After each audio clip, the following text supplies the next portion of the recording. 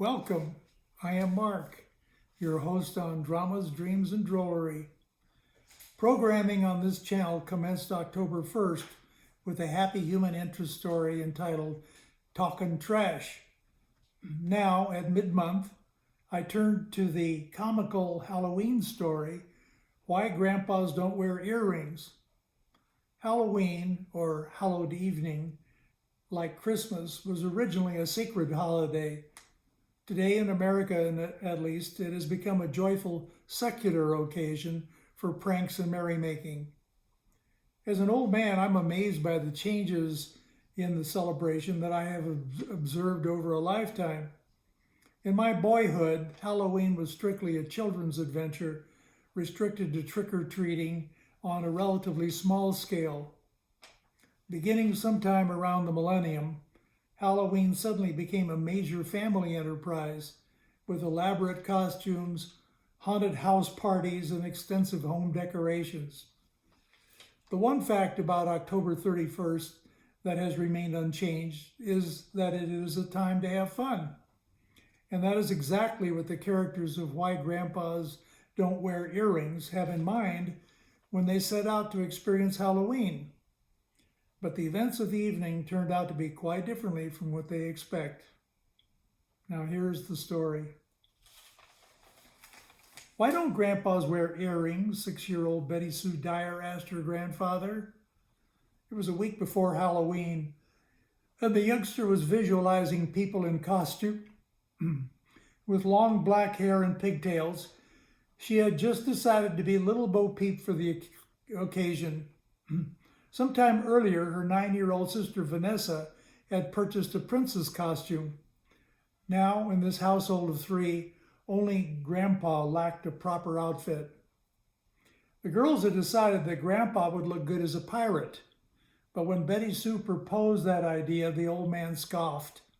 Grandpas don't wear earrings, was his reply. After all, this is 1996. After a long discussion about appropriate male and female attire, Grandpa finally gave in. He would be a good sport and do what the girls wanted. If he had to be a pirate, he would play the role properly. On Monday, after dropping the girls off at school, Henry Dyer drove his Hyundai straight to Sheridan Department Store. Embarrassed by his mission, the old man fidgeted nervously while waiting to speak to a store clerk. And then, with eyes looking down at the floor and a hand over his mouth, he told the young male employee that he wanted a pirate costume for a man. Sorry, sir, but we don't have any that size. Is it for a teenager? Grandpa grimaced before replying sheepishly, No, it's for me. The clerk smiled politely. Well, you might improvise. Perhaps a large fluffy blouse, a bandana to cover the head, some earrings, slippers for the feet, and some women's capri pants to simulate pirate breeches. When fully dressed, you can make finishing touches with makeup. Henry winced. He remembered a time in the past when the sexes were sharply differentiated in dress and hairstyles, and real men had names for males who crossed the line. Oh well, he'd do this for the sake of his granddaughters. Thank God the clerk hadn't recommended perfume. At home that evening, Grandpa told the girls about his purchases. Squealing with delight, they insisted that he try them on at once. The capris were a bit tight for his paunchy midsection, but the rest seemed to fit well. Standing before the full-length mirror in his room, Henry felt somewhat embarrassed. What's a grown man doing in clothes like these? And those earrings. What a fool he would make of himself parading around in public on Halloween. But the girls had other ideas. They bounced up and down with glee upon seeing the costume. To Betty Sue, it was perfect. Vanessa had a more discriminating eye. You need 2 things more, she said. Get a patch for one eye, then use lipstick to blacken your lips and to make scars on your face. Lipstick? Yuck! Do I have to do that? Vanessa wouldn't yield, so Grandpa did. At dinner on Tuesday, the older girl had another bright idea. Instead of trick-or-treating in our neighborhood, why don't we go someplace new? How about Bradford Hills? Those are rich people up there. I bet they give out really good treats. Well, remember that we're trick-or-treating with Mrs. Magruder and her kids this year. They may not like that idea. A widow and their next-door neighbor, 45-year-old Lola Magruder, had a son in college and 3 younger children still at home. 62-year-old Henry Dyer had had his eye on this attractive woman for some time. Trick-or-treating together had been his idea, and he didn't wish to lose the opportunity to be with the lovely neighbor. Henry's concern was baseless. Lola and her kids loved the idea of going door to door in Bradford Hills. So everything was arranged. To transport 5 children, they needed 2 cars. On Halloween night at 7 p.m., the Magruders piled into their Chevy Malibu and the Dyers into their Hyundai. At a central point in Bradford Hills, they parked the vehicles and set off on foot. The first house was a well-illuminated, large white structure that looked cheery and inviting. A smiling woman opened the door to greet them. "Oh, how wonderful you all look. Isn't that a gorgeous princess dress? And I love that little Bo Peep outfit." The treats were as generous as the homeowner's praise. Walking away, Grandpa was thinking, perhaps coming to this neighborhood had been a good idea after all. Bradford Hills had huge houses on lots of 2 or 3 acres, which left much open space between residences. The hilly terrain, quite steep in places, required considerable effort to mount. By the 4th house, Grandpa Dyer was huffing and puffing. The children didn't seem to tire. They shrieked with laughter. That is, until they arrived at the large hilltop house on Merrimack Avenue. Except for its great size, it looked entirely out of character in this neighborhood of stately, elegant mansions. Drab, dark, and gloomy, it was a fitting destination for Halloween and a suitable candidate for the cover of a horror magazine. The long circular driveway lacked lighting. Apprehensive, the children stopped laughing as they approached.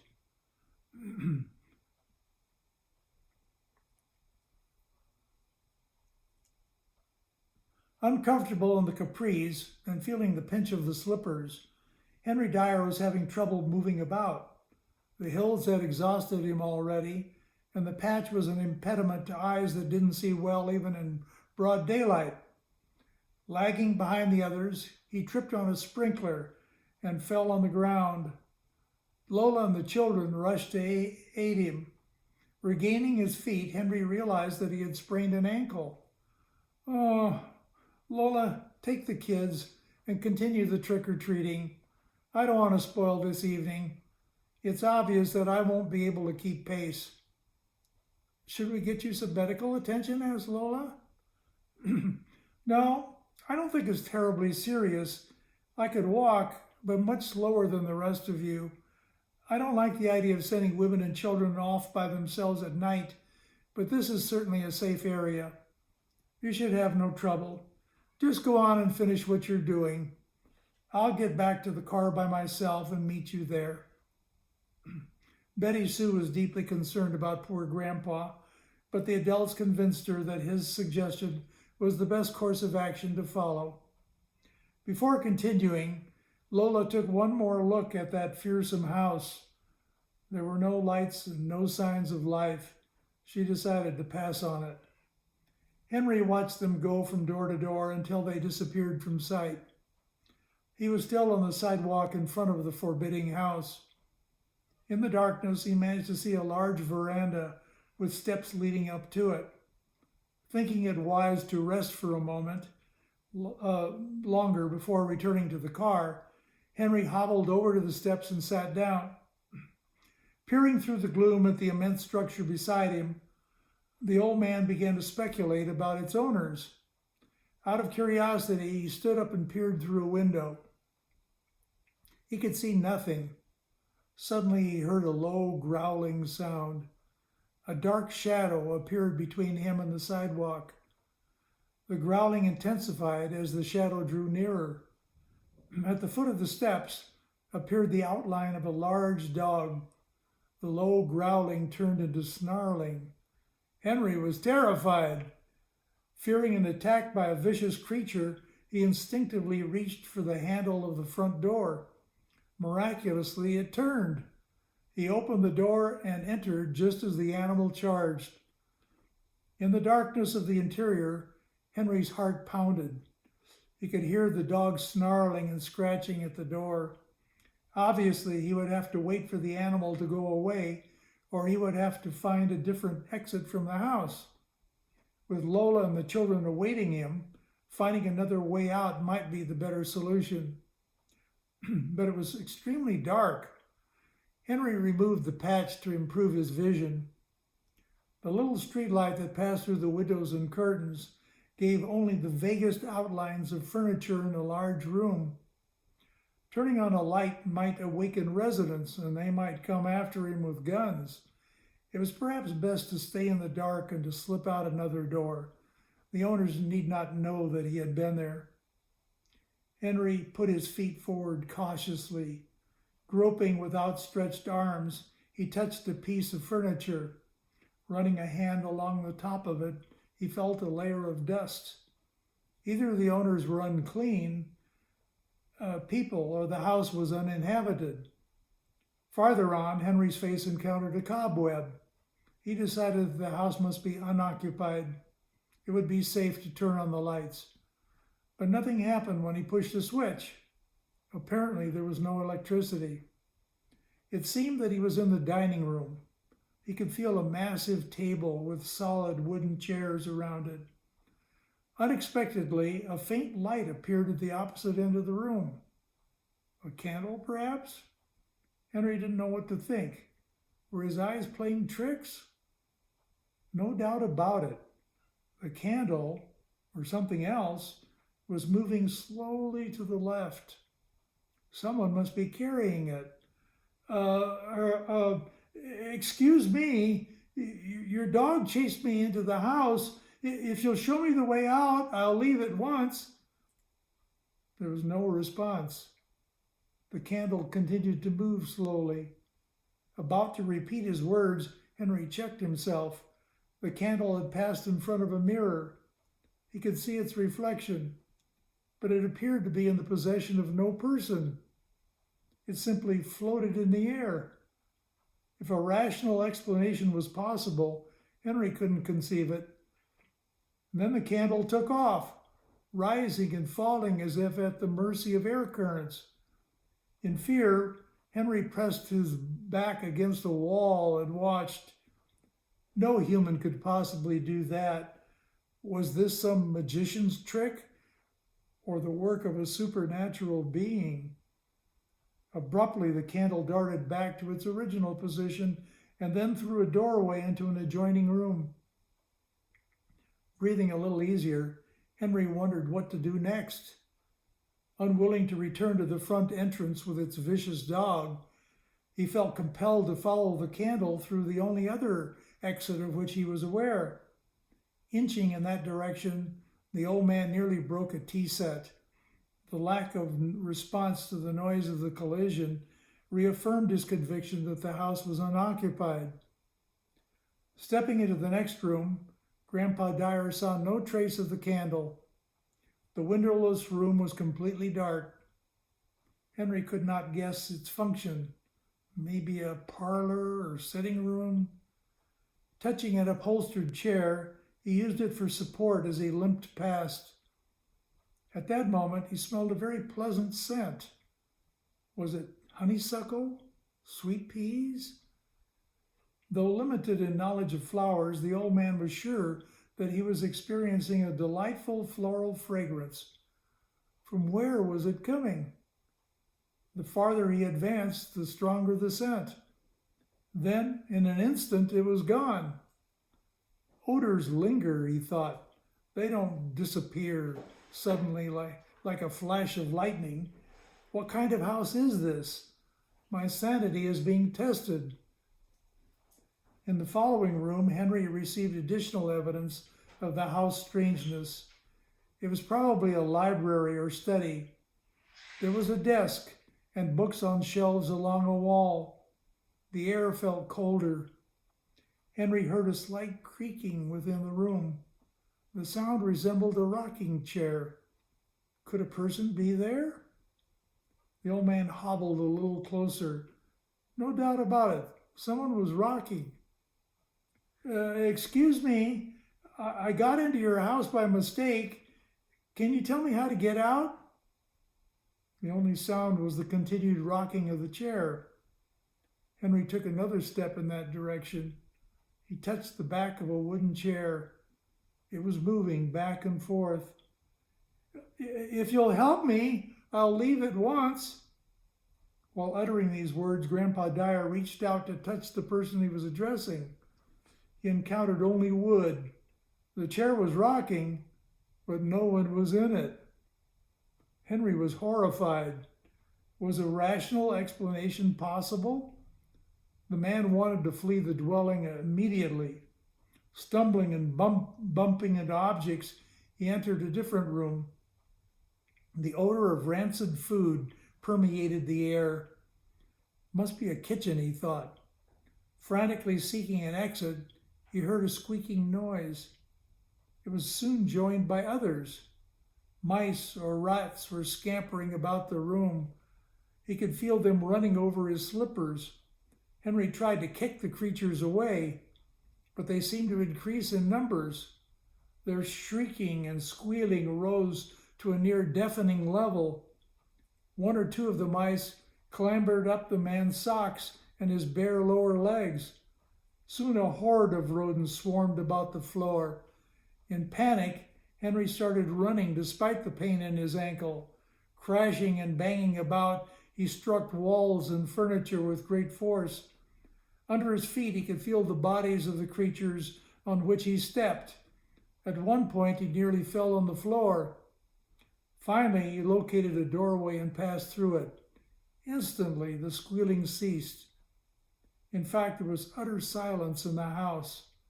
How could this be? The rats were real. Or were they? Henry didn't know what to think. The old man tried to calm himself. This was not good for his blood pressure. He had to use his head and find a way out of this place. Where was he, anyway? It seemed to be a large open space. Was it a ballroom? A foyer? Colliding with a step, he realized that he stood at the bottom of a grand staircase. Then he became aware of organ music coming from above. Someone must be playing. And then, maybe not. If chairs can rock by themselves, perhaps organs can play by themselves. But if there were a musician, that person could show him the way out of the house. It was worth a try. Slowly, he ascended the stairs. They creaked as he moved. The music seemed to come from the right.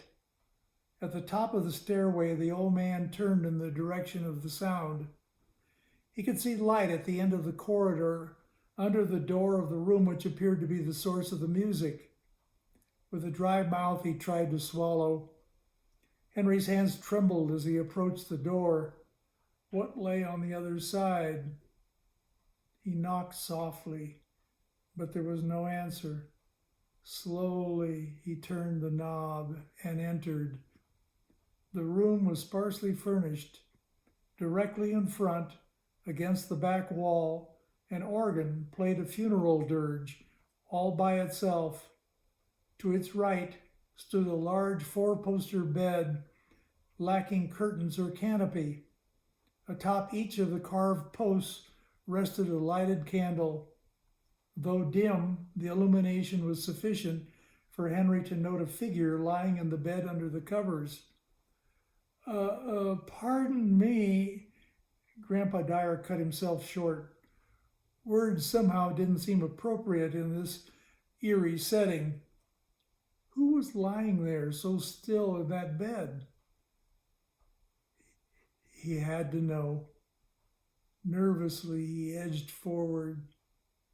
At bedside, he paused for a moment and surveyed the scene, then slowly pulled back the covers. There, in the bed, with its face turned toward him, lay a human skeleton.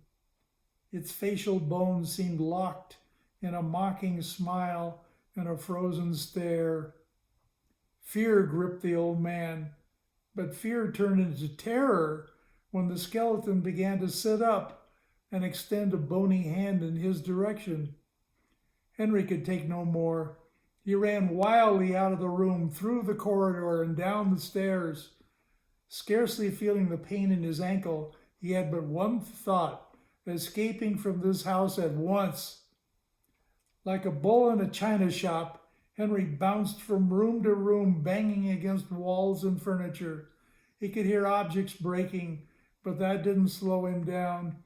After many minutes of futile effort, he found himself in a quiet room. Breathing hard, he tried to regain his composure. And then he heard the sound of a body in motion. The skeleton was pursuing him. Before he could take evasive action, the creature was in the room with him. Sweating and struggling to control his breath, Henry made great effort to remain utterly motionless. Could a skeleton with no eyes see or sense humans in the dark? The man could hear the creature moving about.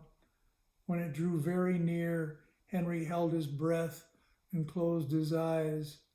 A cold, bony finger touched him on the shoulder. Once again, Grandpa Dyer sprang into action. As before, panic precipitated reckless, unproductive behavior. He slammed his body against solid objects, trying desperately to escape. Incurring cuts and bruises in abundance, he nevertheless managed to reach the room with an exterior window through which shone a dim exterior light. Without even attempting to open the window, the old man hurled his body through it. Landing on the lawn, Henry moaned from the jarring force and the pain of new injuries. But he had no time to contemplate his condition. Quite possibly the skeleton was still after him. Spotting a gate 50 yards away, the old man set a personal speed record, reaching it. Gasping for breath, he tried to open the barrier, but it stuck.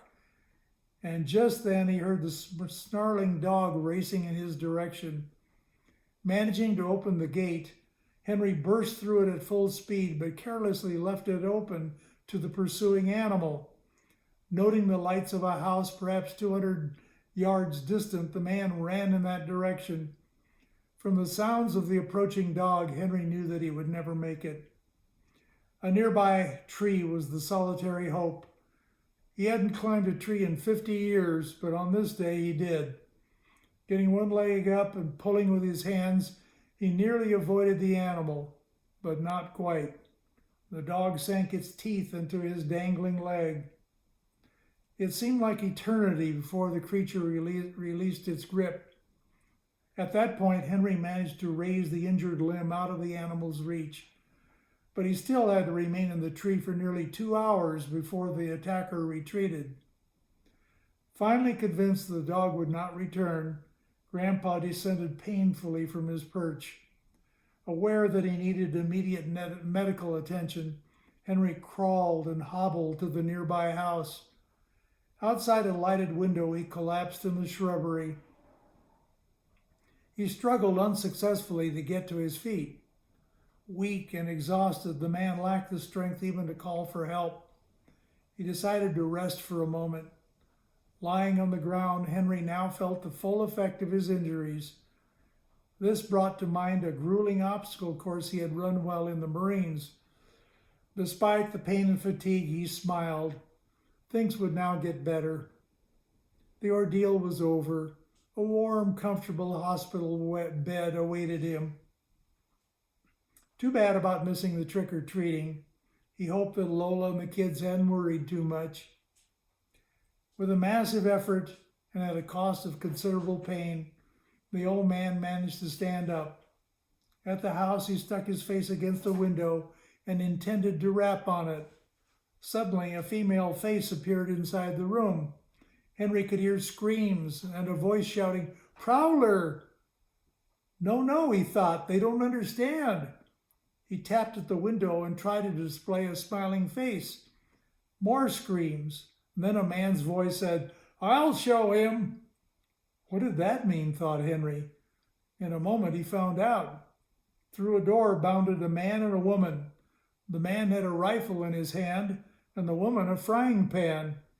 As the woman began to beat with all her might, the man warned Henry not to move. Noticing the prowler's attire, the homeowner said to his wife, he's one of those perverts. What do they call them? Yeah, transvestites, that's it. Let him have it good." Henry tried to protest, but the wife wielder told him, "Shut up and take it like a man."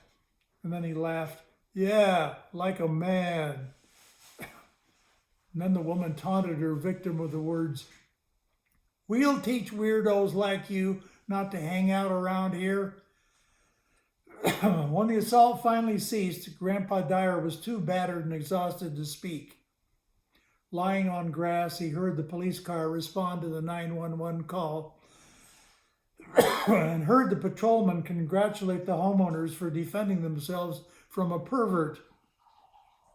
In the hospital a day later, Henry was able to notify Lola Magruder and the kids about his situation.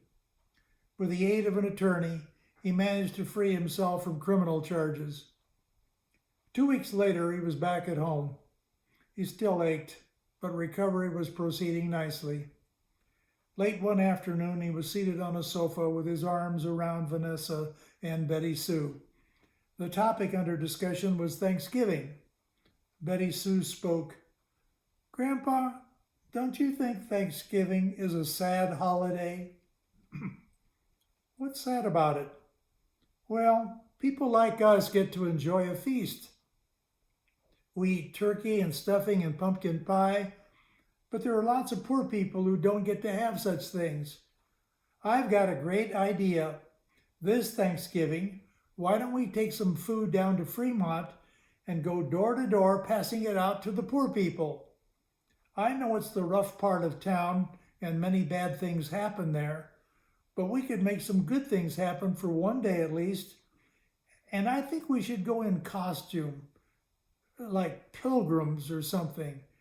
Grandpa, I know just what you should wear."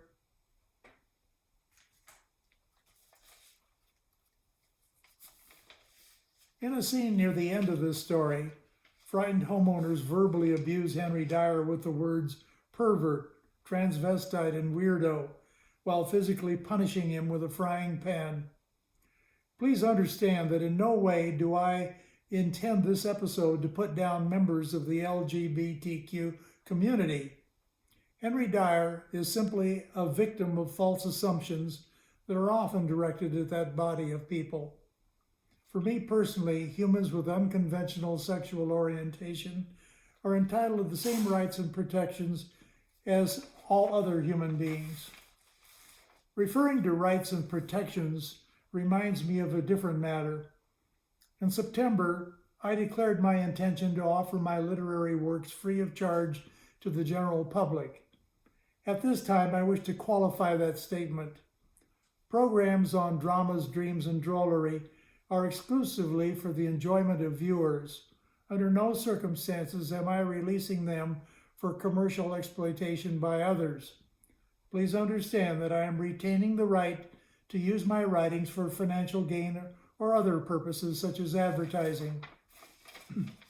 Inasmuch as the protagonists of my first two presentations have been male, you might suspect me of male chauvinism. To dispel that notion, I offer on my next viewing on November 1st the short story Blind Date, the leading character of which is a young woman. Thank you for watching Dramas, Dreams, and Drollery.